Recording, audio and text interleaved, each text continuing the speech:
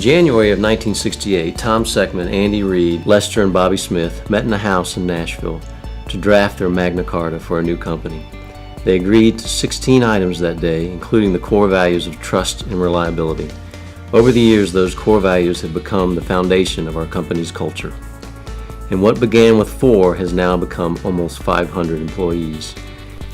As we prepare for the future at SSR, we have carefully evaluated what makes our company great and also what changes we can make to take our company to the next level. Let's talk more specifically about why we need to change. Our clients want more for less as the economy in recent years has struggled. This makes new business opportunities more challenging, and the need for us to adapt to this change has never been greater. The industry has also changed. New construction has slowed. Fewer hospitals are making commitments to large building programs, which have historically been the steady core of our MEPT services. Our backlog has continued to fall in the healthcare sector as we are working on smaller projects and missing out on project opportunities because some of our competitors are offering fees below our cost. Most indications tell us the healthcare construction recovery is still a good way off as hospitals try to figure out how to cope with the changes in reimbursement and reduced fees. Not only us, but everyone in our industry is looking for ways to compete successfully in this new environment. Excluding the changes happening outside our company walls, we also took a close look at our internal structure. We are not maximizing our resources. In fact, our internal structure is extremely inefficient in many ways. Right now, we have profit centers, each operating, for the most part, independent of one another. This does not allow us to maximize our strengths because we are divided and dispersed. We also need to continue to diversify ourselves in terms of the services we provide and the markets we serve so that we are prepared for the future. So with this need to change, the next question is how we'll make changes. Let's start with our goals. What we want to keep as our foundation is a focus on clients and the core values that have made us strong for more than 40 years. Goal number 1, to look and act as one company. The 3-division structure often appear as separate companies, leaving many with the impression we are not coordinated in both the way we market our work and produce work. Our current structure discourages this even when our intentions to collaborate are evident. We must create larger, flexible teams so we are able to address the long-term operational issues we face.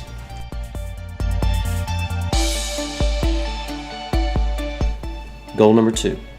Our second goal is to improve efficiencies and optimize profit and growth. We are charged with doing more without more. With that said, every individual must be highly efficient and contribute to their full capacity. Today, our structure prevents this from occurring by the walls that exist and the silos we operate in. By removing the walls and organizing differently, we will reduce overhead as well as increase efficiency. In addition, there will be an intense focus on individual project performance, and the project management role will be critical to our future success. Goal number 3, prepare for a successful ownership and leadership transition. The continuation of our company and business hinges on transferring the ownership and leadership of our organization. To do this, it is critical to strengthen our foundation by creating a culture of discipline and processes to pass to the next generation. A more traditional structure will increase the likelihood of successful leadership transition, with the goal of remaining internally owned and led.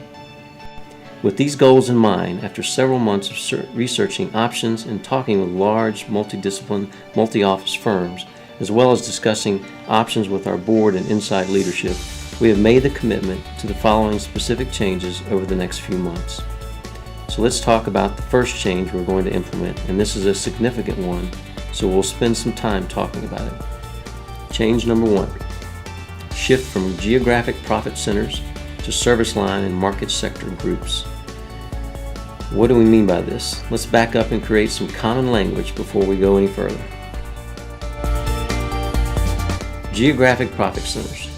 We operate in many locations. Our locations are fairly obvious: Denver, DC, Fort Lauderdale, Orlando, Sarasota, Tampa, Chicago, Kansas City, Hernando, Jackson, Knoxville, Memphis, Nashville, Dallas, Houston, and San Antonio. We have profit centers, teams, in each location. Market sectors. We operate in certain markets. These markets are a wide variety of industries that we service through our work. These markets we serve include commercial buildings, corrections, energy, government, healthcare, higher ed, industrial, infrastructure, labs and research, mission critical, science and technology, sports and entertainment. Services. Finally, the services we provide are specific deliverables to our clients.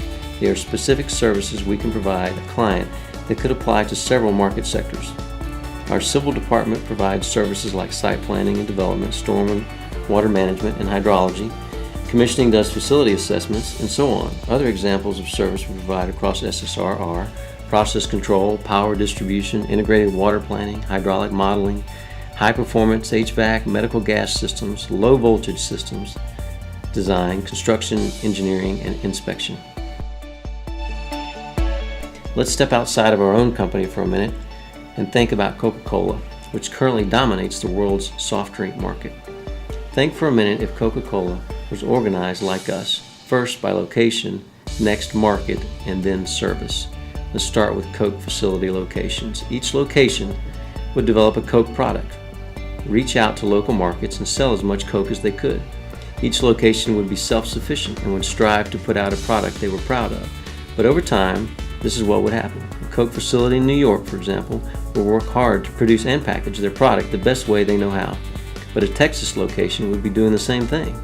Each location's existence would depend on how much product they sold, so they would focus intently on developing, selling, and distributing the best Coke product they could develop. They would begin to work hard to make their location prosper. They might forget about their counterparts in other locations because their very existence depended on the success of their location. They might even begin competing with one another or trying to sell their Coke product to the same markets. They might each produce a great product, a product called Coke, but over time the recipe starts to differ, the packaging may differ, and certainly the company will notice the cost implications of running separate centers. Here's an even more significant problem. If a client drinks a Coke in New York and it tastes different from the Coke they taste in Texas, the brand suffers, the product is inconsistent, and Coke has not put out a reliable product.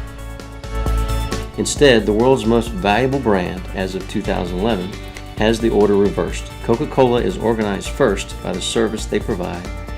The service they provide is soft drinks. They came up with a single recipe for Coca-Cola and a single way of producing the soft drink. Once the service provided is uniform and of the highest quality they can create, they think about what markets they want to serve their product. Finally, they think about what locations will distribute the product. When you go to New York or Texas, a Coke is a Coke. Although in New York, Coke has to be a smaller quantity according to the mayor.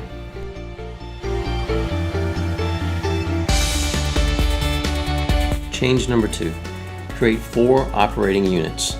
The next change we'll make is to shift from 39 separate profit centers or teams to 4 profit centers.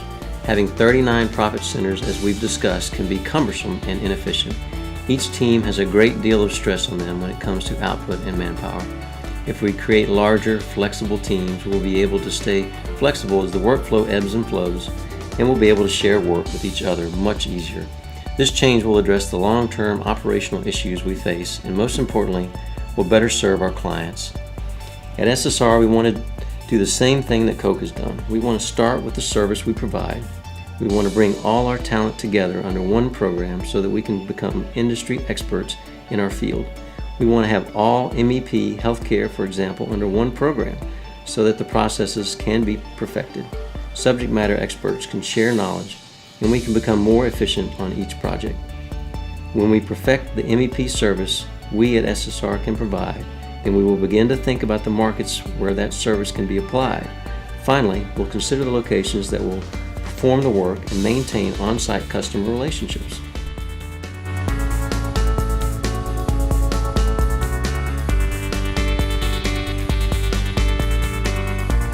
This is about improving efficiencies. This is about achieving technical consistency, top quality service, and optimizing profit and growth in our company. This is about overall project success. Change number 3, separate business development and operations. Now within each of the 4 profit centers, we'll have a head of operations as well as a strategic business development role. We're separating business development and operations for each profit center.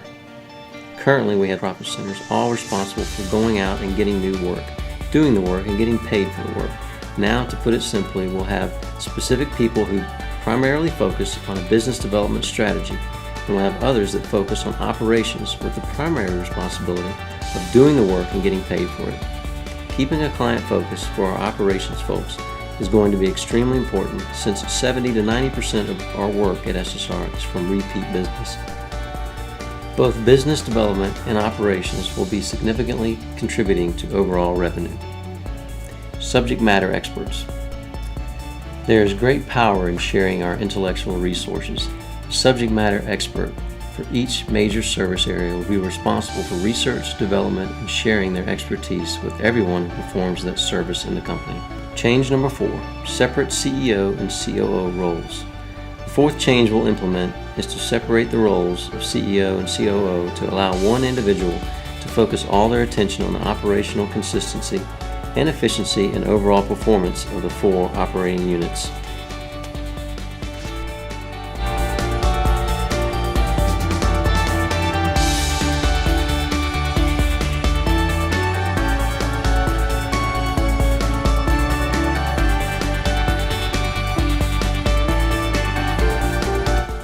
Efficiency and consistency.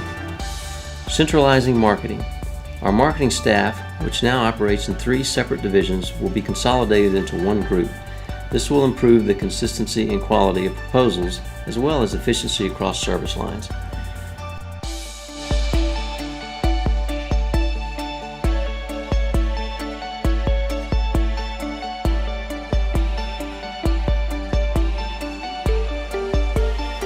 Together, we will continue to serve our clients and make a great company even greater.